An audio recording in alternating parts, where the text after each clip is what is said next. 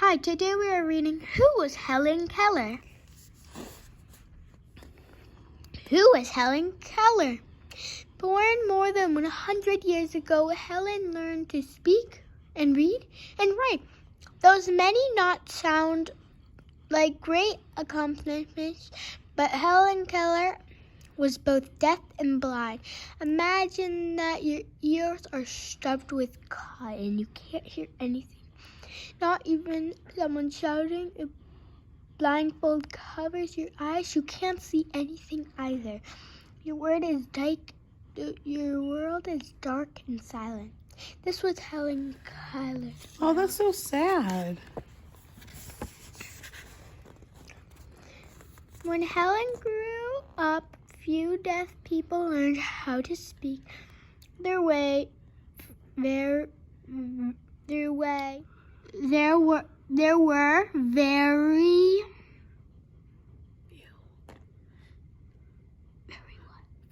very few schools for deaf and blind children. Few blind people learned how to read and write. Helen could not only do both, but also did much more. She wrote several best-selling books and gave lectures around the world. She showed that handicaps had not held her back. Above all, she gave hope to other people who, like her, could not hear her or see. Chapter 1. The Early Years. Helen Keller was born on June 27, 1880 in Tecumseh, in Alabama. Her father, Aunt Keller, had fought in the Civil War in South. After the war, he went home to his farm.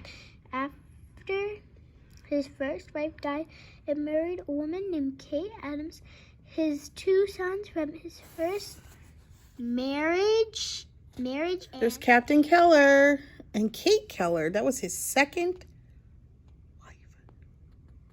wife.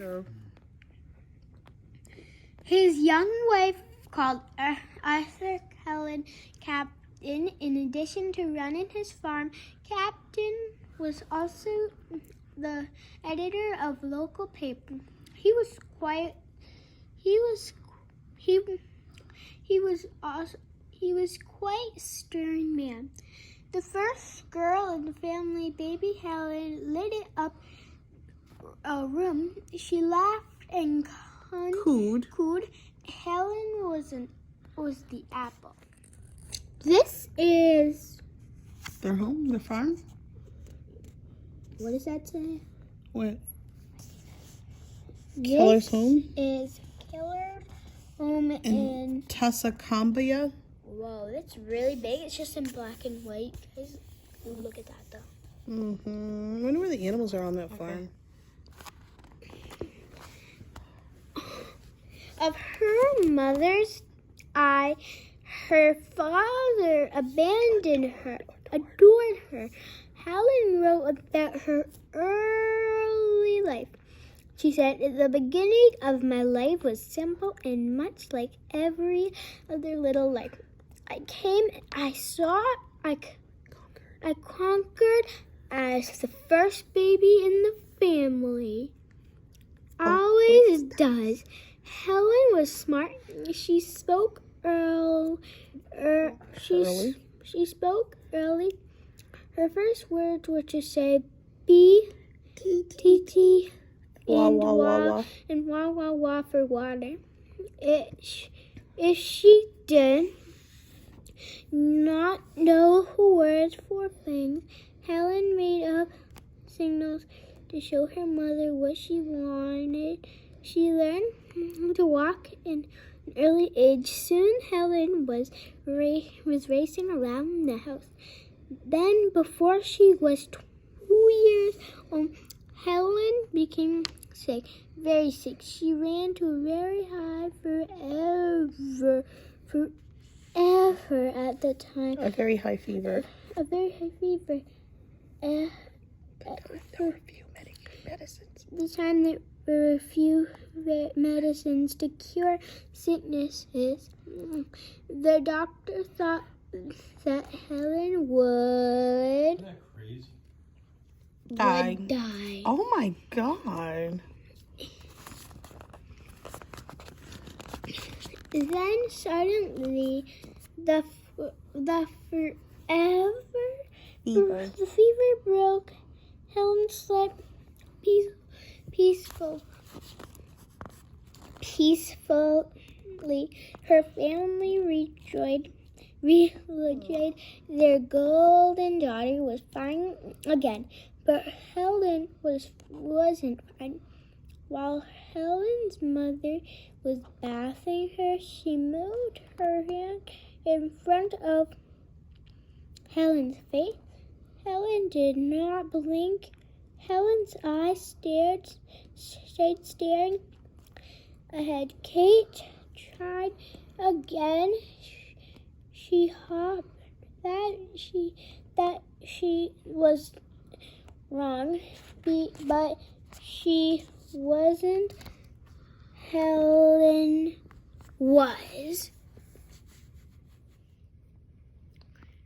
blind, and that was not all. Every evening bell was rung to call the family to dinner. Everyone heard the loud clanging noise. They stopped what they were doing and came to dinner. But Kate noticed that Helen no longer turned her head toward the sound. Kate called the captain and his sister Helen, who lived with. Her name was Ellen. Here's a picture. Oh. Then they shouted at Helen. They spoke softly. They clapped their hands next to her ears. Helen did not reach Mrs. Kellen's fear. What was true? Her daughter was deaf, as well as blind. Her parents took Helen to a doctor. The doctor checked up her, but there was nothing he could do. How Mrs. Kellen will bear.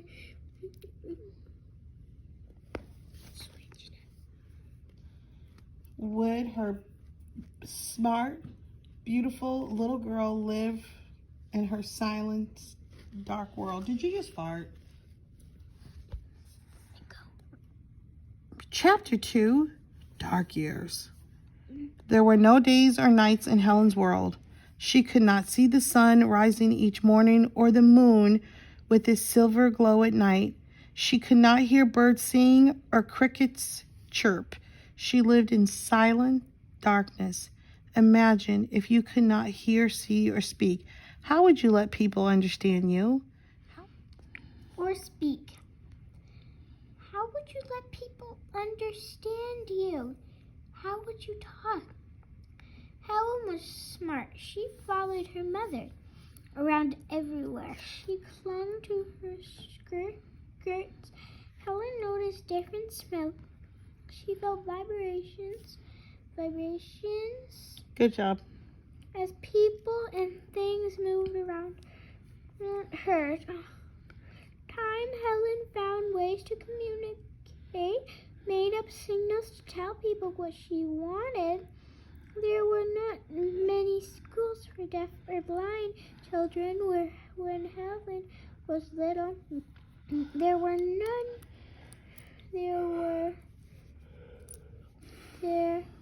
Where is it? there were none where she lived in Alabama. Where she lived in Alabama, at schools for the deaf children learned to make signs with their hands. The signs stood for words. By the time she turned 5, Helen had made up over 50 signs on her own. She pulled at her mother or fit her face. That meant, come with me. Sign language. Long ago, a group of deaf people in Paris, France, developed their own sign language. Then, in 1755, a teacher who could hear, Abe Charles Michael de Lillepie, learned these signs and added new ones to form a standard sign language of French. Now, hearing and non-hearing people could communicate. Many of the French signs from long ago are still used today. She shoved them away when she wanted them to go for bread. Helen acted or cutting a silent spreading to say smell. Helen picked a small bit of the She pinched a small bit of the sink of her skin of her hand. Helen spread her fingers wide and brought them together to mean large. Helen also had signs for everyone in her family, for captains or father. Helen named glasses. Aww. Ready? And for her mom, she pulled her hair into a knot at the back of her head. The family tried to understand Helen, but it was not easy. She had a terrible temper. When Helen did not get her way, she threw a tantrum. Helen knew that people talked with their lips. She tried moving her lips, but no sound came out. She did not understand why. It made Helen so mad, she kicked and screamed with frustration. Her tantrum stopped only after she became too tired to scream anymore. Helen's parents did not know how to handle her. Relatives told them that Helen should no longer live at home. She should be put away. That meant putting Helen in a hospital or a home for blind and deaf.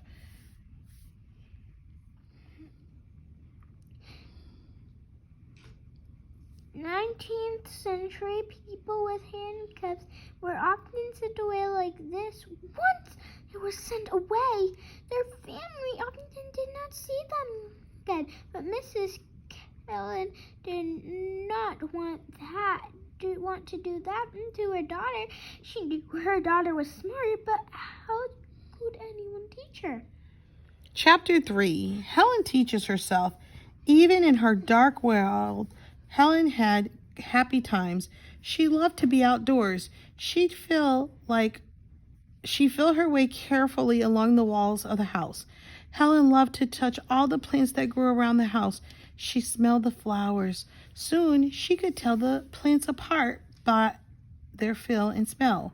This was how she got information. Helen learned to do simple chores. She folded the clean clothes. She knew which clothes were hers. She also learned that when her mother put on her coat, she was going out.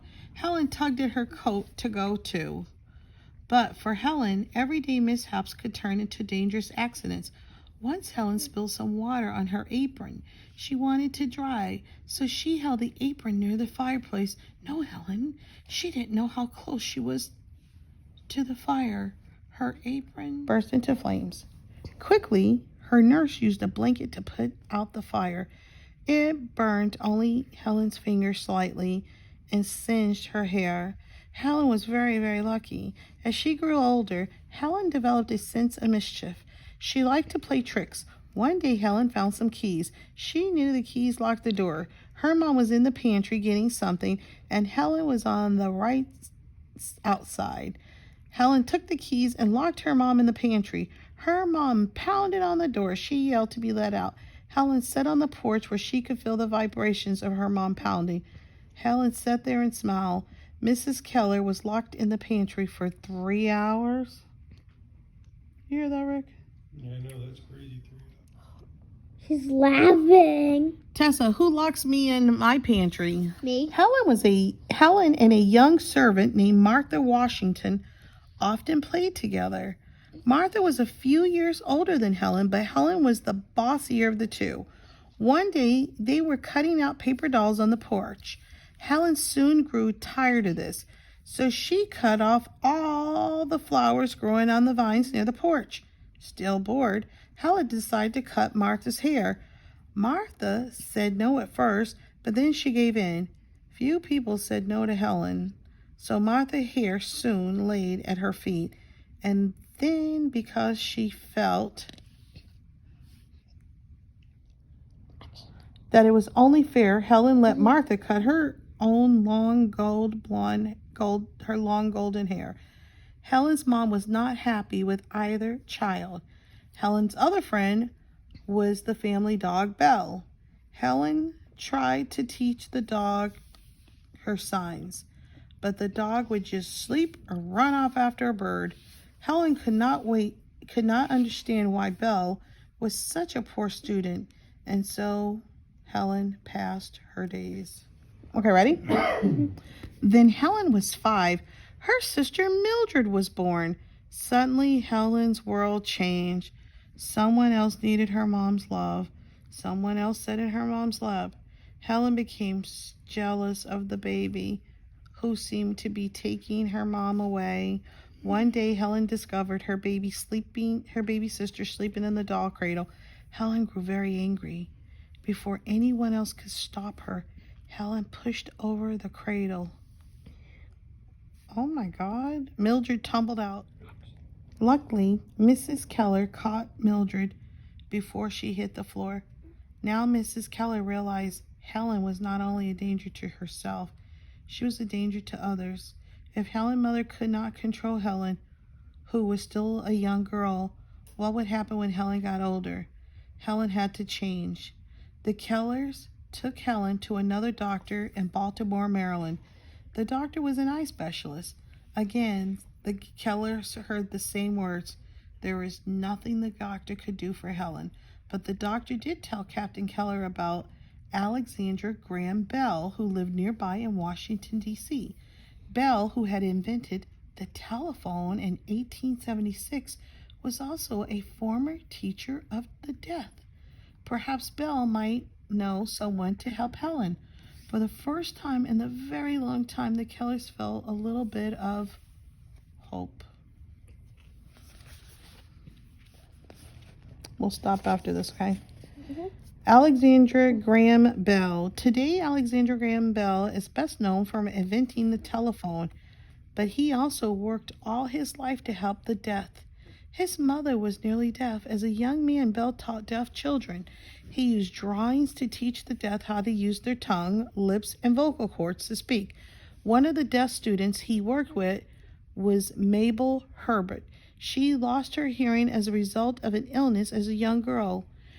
A bright and eager girl, she made great progress. In the time, the two fell in love and married. Bell worked with sound and speech 76. Okay, that's